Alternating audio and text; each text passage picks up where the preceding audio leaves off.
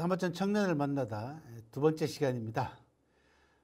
첫 번째 시간 왜 수염이 없을까라는 이야기로 첫 시간을 아마 여러분들하고 같이 좀 재밌게 진행하더라고 애를 쓰긴 했습니다만은 조금 긴장됩니다. 왜 그러냐 그러면 대부분 다 제가 강의한 대상들이 다 어른들, 기업인들, 뭐 정치가들, 그다음에 이제 공공기관에 계신 분들 이런 분들이었기 때문에 그리고 오프라인 강의였기 때문에 뭐 그렇게 어렵지 않게 했는데 청소년과 청년들을 대상으로 하는 이 강의 굉장히 어렵습니다. 어쨌든 간에 10회 동안 여러분들에게 조금이라도 도움이 될 수 있었으면 좋겠다라고 하는 말씀으로 한번 두 번째 강의로 넘어가 보도록 하겠습니다. 자, 우리가 가는 길 두 번째, 용문의 아들 태어나다. 첫 번째는 왜 수염이 없을까? 여러분들 굉장히 사마천의 처절한 선택에 관한 이야기를 해드렸습니다. 그죠? 문장을 남기기 위해서, 즉 역사책을 남기기 위해서 사마천이 사형수의 신분으로 사형을 면할 수 있는 정말 처절한 방법으로 자기 자신의 성기를 자르는 궁형을 자청했기 때문에 성기를 잘라버리고 나면은 호르몬의 변화가 생겨서 남성이 여성으로 바뀐다. 그래서 사마천의 초상화에는 수염이 없다. 그래서 저는 그 초상화를 위인들의 초상화 가운데에서도 가장 슬픈 초상화다. 이렇게 부른다라고 말씀을 드렸고요. 사마천 고향마을에 계시는 분들은 사마천을 그리거나 기록화를 제외하고 그 사마천 일생을 쭉 나타내는 기록화를 제외하고는 조형물들은 절대로 사마천 모습에서 수염이 없는 모습은 만들지 않습니다.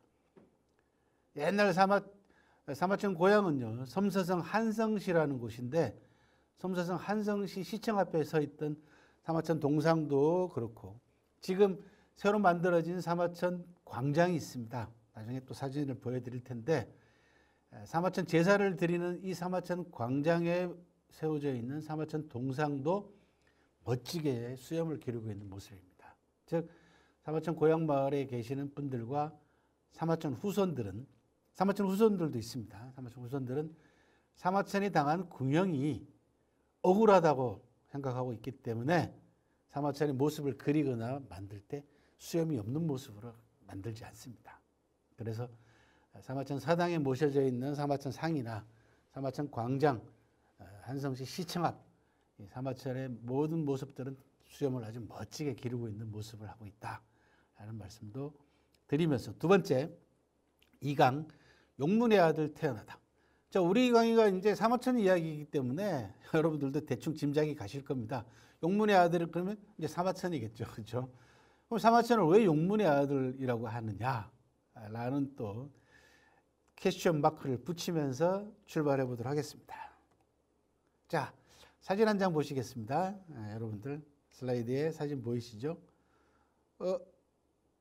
뭘까요? 요게 입을 벌리고 있는 물고기죠. 그죠? 물고기입니다. 잘 보시면 알겠지만 물고기가 이렇게 꼬리를 아래로 하고 주둥이를 위로 하늘로 한 채 입을 벌리고 있는 모습이죠. 그리고 그 뒤쪽으로 기아 지붕 모양으로 생긴 그 문처럼 생긴 밑으로 글자가 두 글자 있죠. 보이시죠? 용문이라고. 오른쪽에서 왼쪽으로 읽으면 용문이라고 되어 있어요. 아이, 물고기하고 용문하고 뭔 관계가 있을까? 자, 이런 또 의문을 품으면서 한번 가볼게요. 자, 용문, 물고기다. 이 물고기는 뭘까? 잉어입니다. 잉어. 잉어하고 용문하고 뭔 관계가 있을까? 자, 궁금하시죠? 좀 이따가 풀어드리도록 하고요. 자, 그럼 용문이란 용의 문이죠. 그죠? 용자에다 문자잖아요. 용의 문이단 말이에요. 글자 그대로 풀이하면은 용의 문이 용이 들락날락거리는 문인가? 첫 번째 그런 생각을 할 수가 있고, 두 번째 혹시 그 문 안으로 들어가면 용이 되는 거 아닐까? 그죠? 그런 생각도 할 수 있죠. 그래서 용이 되는 문? 자, 그러면은 용이 되기 위해서 가야 하는 문이냐? 이런 얘기도 할 수 있겠고. 자, 중국 사회에 관심 있는 분들은 용문하면 용문 석굴이 생각나실 거예요. 세계사 시간에도 종종 나옵니다. 용문 석굴도 나옵니다. 혹시 용문석굴하고 관계가 있을까? 이런 생각이 들죠. 지금 PPT 보고 계시는 사진이 바로 용문석굴입니다, 여러분들. 예. 이 전부 다 불교 조각들을 전부 다 쫙 정말 멋들어진 중국 불교사에 있어서 용문석굴의 불교 조각만큼 아름답고 정말 세련되어 있는 불교 조각도 드뭅니다. 지금 한가운데 보이고 있는 저 부처님상이 중국사에서 나오는 중국 역사상 최초이자 유일한 여자 황제 아시는 분이요? 중국 역사상 처음이자 단 한 사람밖에 없었던 유일한 여자 황제가 있습니다. 누굴까요? 예, 측천무후입니다. 측천무후. 중국 사람들은 무측천이라고 합니다. 측천무후입니다. 측천무후를 모델로 해서 만들었다라고 하는 그런 불상입니다. 예, 저 불상이. 어쨌든 용문석굴 굉장히 유명합니다. 세계 문화유산으로 지정이 되어 있기도 하고요. 그래서 여러분들에게 잠깐 여기서 잠깐 중국 4대 석굴 이야기를 한번 해보도록 할게요.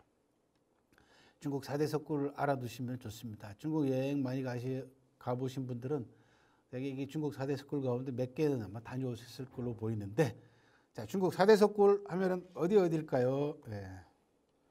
제일 왼쪽에 실크로드 가는데 돈황이라고 하는 사막에 조성되어 있는 뚜낭에 있는 돈황석굴이 있습니다. 한자로는 돈황이라고 하고 중국말로는 뚠황이라고 합니다. 돈황석굴.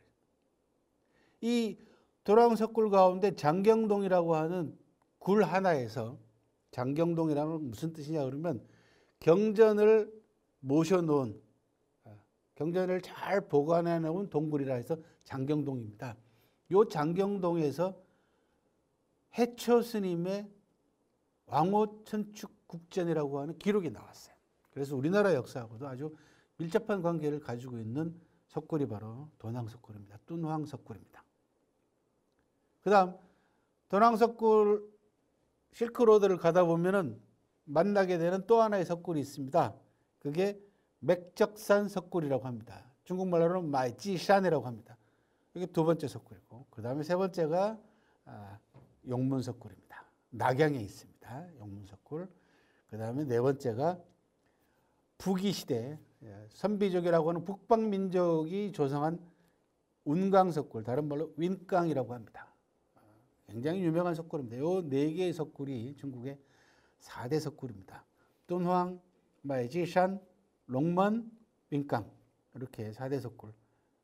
그 가운데 우리가 사마천사기하고 용문이라는 단어가 나오는 바람에 중국 역사의 상식을 여러분들과 같이 함께 해봤어요. 중국 4대 석굴 알아두시면 도움이 될 겁니다. 특히 예술에 관심이 많거나 조각에 관심이 많은 분들은 중국 4대 석굴의 이 불상들 조각에 대해서 감상하시고 화보를 통해서 보시면 많은 도움을 받을 수가 있다. 그리고 동서 문화 교류를 확인할 수 있는 그런 석굴들이기도 합니다. 즉 돈황석굴 같은 경우는, 뚠황 같은 경우는 실크로드 가는 길에 있다는 얘기죠. 돈황이라고 하는 오아시스 사막이 있습니다. 그래서 여기는 서쪽 문화하고 중국 문화가 만나게 되는 교류 지점입니다. 이게 실크로드의 가장 큰 특징이죠. 나중에 실크로드 얘기 또 나오긴 하겠습니다만은, 그래서 이 서쪽과 동쪽의 문화가 서로 합쳐져 가지고 점차 영향을 받아서 중국 대륙으로까지 들어오면서 어떻게 이 불상들이, 조각들이 바뀌고 있는가라고 하는 그런 변천사도 확인할 수가 있습니다. 그래서 조각사, 예술사, 미술사 뭐 이런 예술 방면에 관심 있는 분들은 반드시 꼭 한 번씩 봐야 되는 그런 조각들이 바로 중국 4대 석굴에 있는 불교 조각들이 되겠습니다. 용문 때문에 사마천이 용문의 아들 태어나다라고 하는 두 번째 주제 때문에 우리가 중국 4대 석굴까지 이제 공부를 하게 됐어요. 그죠? 꼬리에 꼬리를 무는 단어 하나만 가지고도 재미있게 공부를 할 수가 있습니다, 여러분들. 자, 그러면 용문, 또 하나의 용문이죠. 이 4대 석굴하고는 상관없습니다. 사마천은. 이 4대 석굴들은 전부 다 불교하고 관계되어 있는 것이죠. 불교는 중국에 들어온 시기가 기원 전후로 해서 들어왔어요. 그러니까 사마천 당대에는 불교라는 게 없었습니다. 중국에서. 근데 용문이 나왔어요. 왜? 뭐라고 얘기했냐? 사마천이 자기 자서전에다가 뭐라고 얘기를 하고 있냐 하면 나 천은 용문에서 태어났다. 이렇게 얘기를 했어요. 그래서 용문입니다. 황하의 북쪽 용문산의 남쪽에서 농사를 짓고 가축을 키우며 자랐다. 이렇게 얘기를 했어요. 사마천이 용문 출신이네. 그죠? 예. 그러면은 지금 말씀드린 낙양에 있는 용문석굴 말고도 사마천에 태어난 고향이 별명이 용문이라는 얘기죠. 용문산도 있고 용문도 있다는 얘기 아닙니까? 그래서 사마천을 두 번째 제목으로 제가 용문의 아들 태어나다 이렇게 얘기를 한 겁니다. 자, 사마천은 용문에서 태어났습니다. 예, 자, 여기가 용문입니다. 예.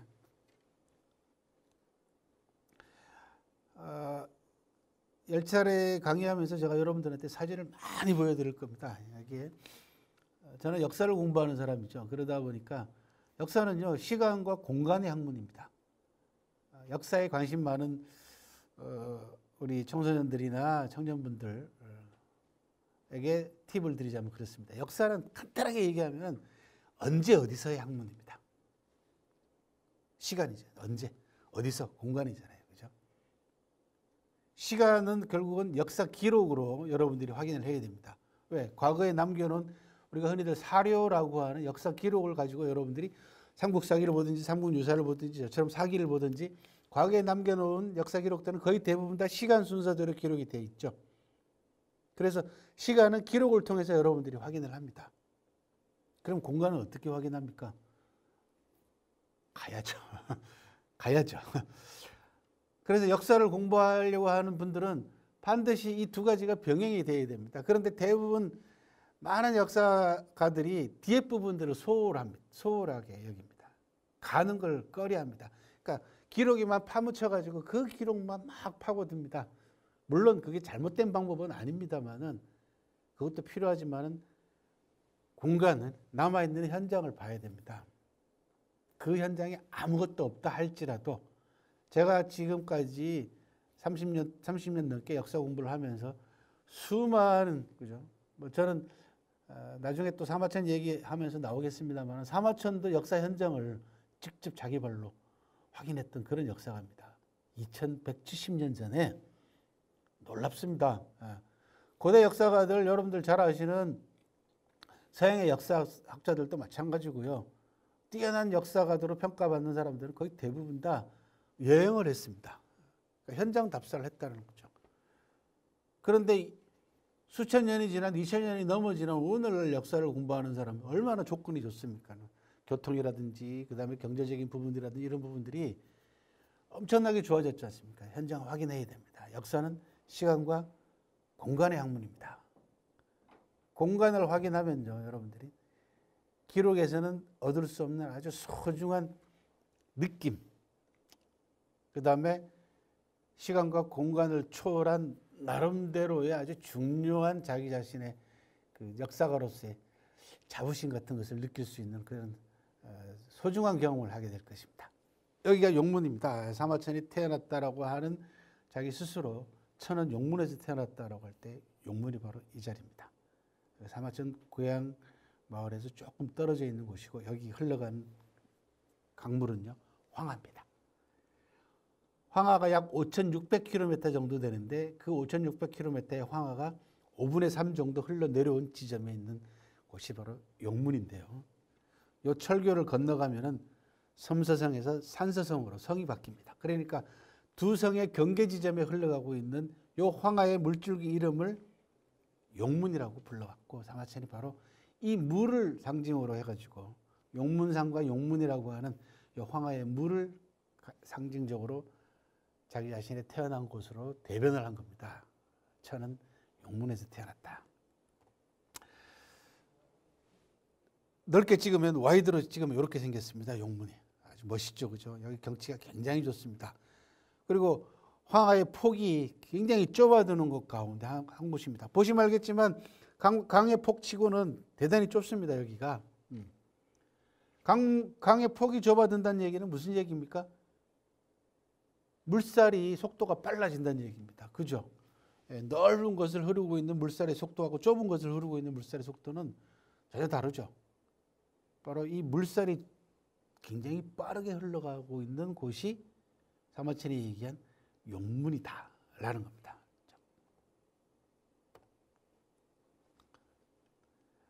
등용문이라는 단어 들어보셨는지 모르겠습니다. 젊은 분들은 아마 이 단어가 좀 생소하실 거예요. 근데 저희처럼 기성세대들은 이 등용문이라는 단어 많이 듣고 살았어요. 왜 그러냐? 이게 학원 이름이 많았어요, 옛날에는. 지금은 좀 많이 거의 없는 걸로 알고 있는데 저희가 학교 다닐 때는요, 사설 학원 가운데 등용문 학원이라는 게 굉장히 많았습니다. 등용문, 용문에 오르다라는 뜻이잖아요. 등용문이라는 학원이 굉장히 많았어요. 그러면은 학원 이름 가운데 등용문이라는 이름이 많았던 얘기는 학원은 결국은 뭐 하는 곳입니까? 입시를 준비하는 곳이잖아요. 그죠? 공부하는 곳이잖아요. 그러니까 합격을 기원하는 뜻을 가지고 있는 거예요. 그렇지 않겠어요? 그죠? 예. 등용문, 용문을 오르다라는 뜻이 합격을 뜻하는 뜻입니다. 옛날에 과거로 얘기하면 장원급제하는 거예요. 오늘날로 얘기하면 대학의 입시에 합격하는 것을 등용문이라고 합니다. 용문에 오른다라는 뜻이에요. 우리가 아까 잉어 물고기를 보면서 용문 보면 문이 있었지 않습니까? 그러니까 그 문으로 들어가는 것이 곧 입시에 합격하는 것이고 과거에 급제하는 거라는 얘기입니다. 아, 이게 시험에 합격하는 것이 등용문이구나. 용문이 그런 뜻을 가지고 있구나. 그러면 잉어는 왜 나와? 그죠? 잉어는 바로 여기하고 관계가 있습니다. 바로 이 용문하고 관계가 있어요.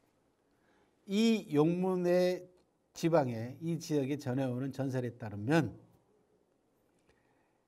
요 지역 요 용문에 요 황하강에 살고 있는 잉어가 물살을 거슬러서 상류 쪽으로 그죠? 거꾸로 물살을 거슬러서 마치 연어가 그죠? 예, 물살을 거슬러서 오듯이 이 곳에 살고 있는 잉어들이 물살을 거슬러서 상류로 올라가는데 성공을 하면 용으로 바뀐다는 거예요.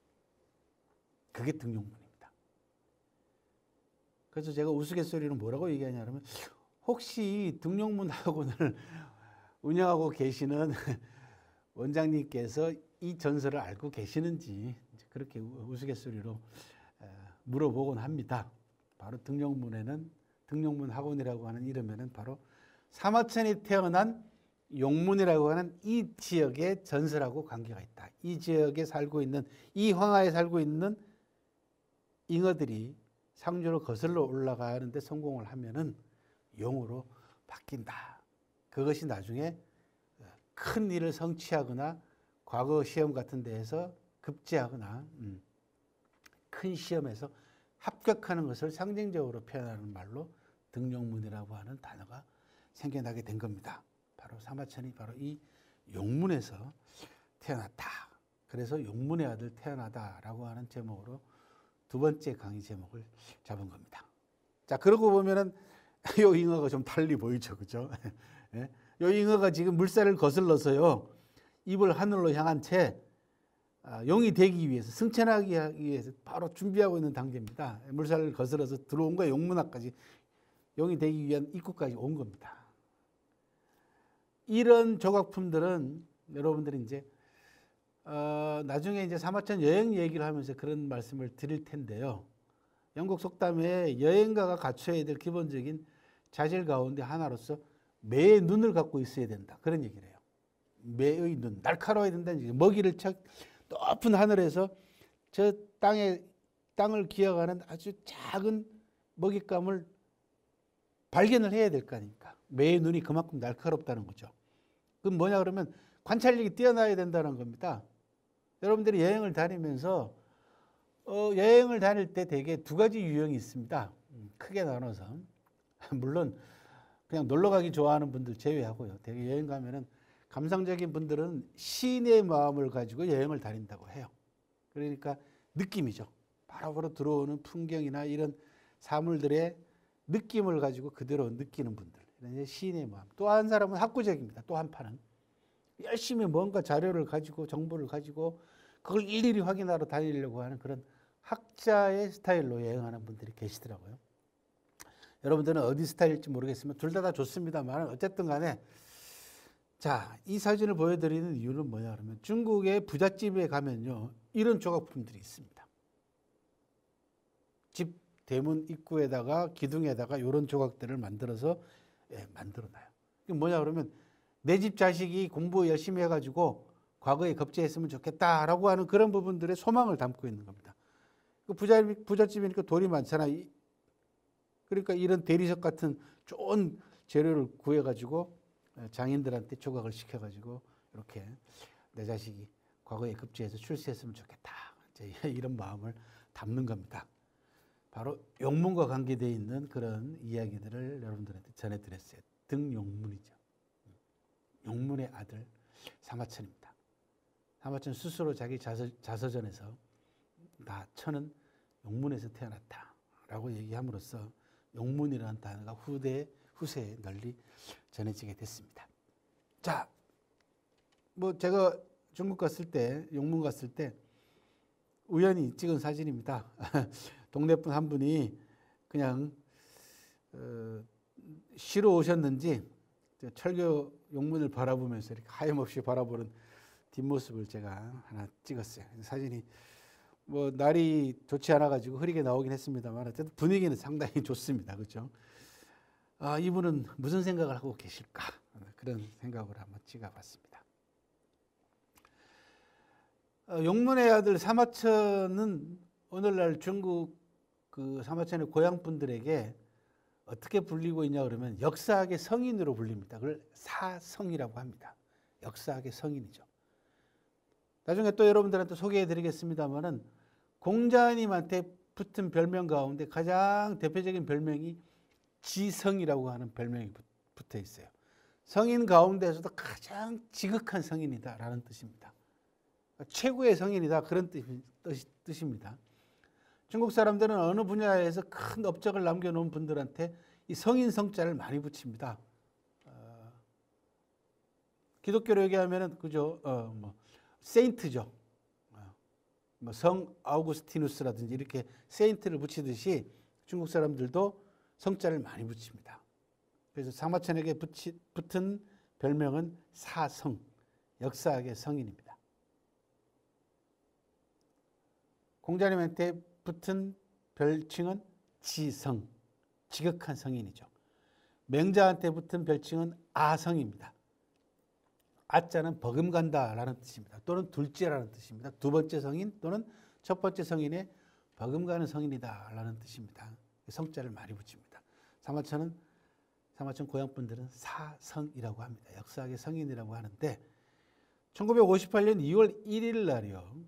중국의 유명한 역사학자이자 시인이자 소설가이자 고고학자이자 중국 공산당 혁명에 참여해가지고 국가 부주석까지 올라갔던 곽말약, 중국 발음으로 구어머러우라고 합니다. 곽말약이라고 하는 이분이 사마천을 기리는 시를 한 수 한성시 분들에게 보냈습니다. 그 시를 한번 읽어볼게요. 용문의 신령스러운 기운이 사람 중에서 용을 길러냈구나. 인중용이라고 합니다. 사람 가운데에서 용을 길러냈구나. 그러니까 사마천이 당신이 태어난 곳을 자기 스스로 용문이라고 얘기하면서 용문이라는 단어가 후대에 전해지게 됐죠. 그런데 이 용문에는 잉어가 물살을 거슬러 올라가게 되면은 용으로 바뀐다, 승천한다라고 하는 전설이 내려오지 않습니까? 그리고 사마천이라는 역사학자가 정말로 우리가 일광에서 말씀드렸다시피 사형수의 신분으로 미처 못다선 역사책을 완성하기 위해서 자기 자신의 성기를 자르는 지독한 형벌을 자청하고 역사책을 남겼지 않습니까? 그 위대한 업적이 결국은 용이 된 거죠. 바로 곽말력이라고 하는 이 학자는 바로 그런 부분들을 생각해서 용문의, 즉 사마천의 고향인 용문의 신령스러운 기운이 사람 중에서 용을 길러냈구나. 아주 특별한 분이죠. 전례 없는 풍요로운 학식과 견줄자 없는 문장이요. 그러니까 사마천은 많은 공부를 했죠. 그리고 그 남겨놓은 역사책 사기는요, 그 문장은 지금까지 어느 누구도 따라갈 수 없을 만큼 뛰어난 문장입니다. 그래서 풍요로운 학식과 견줄 수 없는 문장을 남겨놓은 사마천은 이렇게 얘기를 했습니다. 인재를 안타까워하다 치욕스러운 형벌을 받고, 첫 시간에 뭐라고 말씀드렸습니까? 이릉이라고 하는 아주 뛰어난 훌륭한 젊은 장수를 변호했지 않습니까? 그죠? 그러다가 결국은 황제의 심기를 건드려서 사형을 선고받고 자기 자신의 성기를 자르는 궁형을 받았다. 그런 얘기입니다. 그 기세로 붉은 무지개를 토해냈구나. 그러니까 그 궁형에도 불구하고 사마천이 붉은 무지개, 찬란한 무지개를 토해냈다. 사기를 남겼다는 얘기죠. 그 공과 업적, 공자의 뒤를 이어 천추의 길이 남을 태사공이요. 공자의 뒤를 이었다는 얘기는 뭐냐 그러면 중국 역사상 문화나 사상이나 학문적인 업적으로 얘기하면은 뭐 단연 공자를 드는 분들이 많죠. 그런데 그것뿐만 아니라 나중에 또 이 얘기가 나옵니다. 사마천이 가장 존경하고 멘토로 삼았던 분이 공자님입니다. 그래서 광말역이라고 하는 이 학자는 그 부분을 염두에 두고 공자의 뒤를 이어 있는 위대한 업적을 남겼다. 그런 이야기고요. 천추의 길이 남을 태사공이여라고 할 때 태사공은 사마천이 벼슬 이름을 얘기합니다. 태사령이라고 하는 사관의 벼슬 이름이 태사령이었고 그 태사령 벼슬에 있는 분을 높이 불러서 존칭해서 태사공이라고 합니다. 그래서 천추의 길이 남을 태사공이여, 사마천이여 이런 뜻입니다. 한번 쭉 읽어봅시다. 용문의 신령스러운 기운이 사람 중에서 용을 길러냈구나. 전례 없는 풍요로운 학식과 견줄 자 없는 문장이여. 인재를 안타까워하다 치욕스러운 형벌을 받고 그 기세로 붉은 무지개를 토해냈구나. 그 공과 업적 공자의 뒤를 이어 천추의 길이 남을 태사공이여. 용문의 아들 역사학의 성인이 됐습니다. 왼쪽이 광말약이라고 하는 학자가 친필로 보내온 시를 돌에다가 새겨놓은 것이고, 오른쪽은 사마천 사당으로 올라가는 왼쪽에 다시 이 비석에 있는 글자를 그대로 다시 따서 많은 사람들이 크게 볼 수 있게 만들어 놓은 조형물입니다. 자, 다시 한번 얘기해 볼게요. 사마천은 나천은 용문에서 태어났다. 황하의 북쪽, 용문산의 남쪽에서 농사를 짓고 가축을 키우며 자랐다. 그러면서 뭐라고 얘기하냐? 10살 때 고문을 배웠다. 사마천의 역사학자로서의 본격적인 수업이 10살 때부터 시작이 됩니다. 오른쪽 그림이 바로 아버지 사마담이 어린 아들 사마천에게 고문을 가르치고 있는 그런 기록화가 되겠습니다. 왼쪽은 사마천이 농사를 짓고 가축을 키우며 자랐다라고 돼 있죠. 그죠? 그래서 가축을 데리고 죽간을 들고 공부를 하면서 우리 뭐라고 합니까? 주경야독? 예, 그런 모습입니다.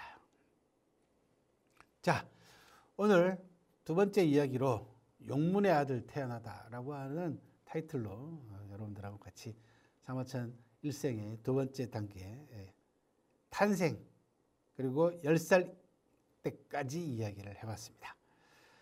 자, 복습과 예습은요, 김용수의 쪼멀자 중국 유튜브를 통해서 하시면 되겠습니다. 거기에 보면 사마천 일생과 사기라고 하는 제목으로 긴 영상들이 여러 개 있으니까 여러분들 참고하시기 바라고요. 제가 그 유튜브를 시작하고 난 다음에 재미난 걸 하나 발견했어요. 그게 뭔가 했더니 강의를 하고 난 다음에 꼭 제가 제 유튜브를 소개해 드린 다음에 유튜브 한번 보세요라고 얘기를 해서 하고 난 다음에 제 유튜브의 구독자 수를 확인해 보면은 강의를 들은 분이 100분이나 들었는데 구독자가 하나도 안 늘어. 아, 진짜 내가 재미없이 강의했나라고 생각을 했더니 알고 봤더니 그게 아니고요. 좀 나이 드신 분들은 유튜브를 안 하는 분들이 절반. 두 번째, 구독을 할 줄 모르는 분이 절반. 이렇더라고요. 그래서 우리 청년 여러분들이나 청소년 여러분들은 구독하실 줄 알죠, 그죠? 유튜브 대부분 하시니까 구독과 좋아요는 유튜브를 보는 분들의 기본적인 예의입니다. 책은 없나요? 라고 물어보시는 분들도 계세요. 많습니다. 그래서 읽을 만한 책 여러분들에게 4권을 최근에 나온 순서대로 소개를 해드리면 이렇습니다. 사계를 읽다, 사마천 인간의 길을 묻다, 역사책을 읽는 자가 승리한다, 리더의 역사 공부, 그리고 사마천과 노블레스 오블리주 이 4권의 책을 소개를 해드리도록 하겠습니다. 자, 오늘 2강 용문의 아들 태어나다. 용문에서 사마천 고향인 용문에서 위대한 역사학의 성인이 태어난 이야기를 중국의 4대 석굴 이야기, 그 다음에 등용문 이야기와 더불어서 여러분들에게 재미있게 소개하려고 많이 애를 썼는데 어떠셨는지 모르겠습니다. 1강 왜 수염이 없을까? 2강 용문의 아들 태어나다. 2번째 강의까지 마쳤습니다. 자, 본격적으로 이제 사마천의 이제 성장해 나가는 과정 제 3강으로 여러분들하고 다시 만나도록 하겠습니다. 수고하셨습니다.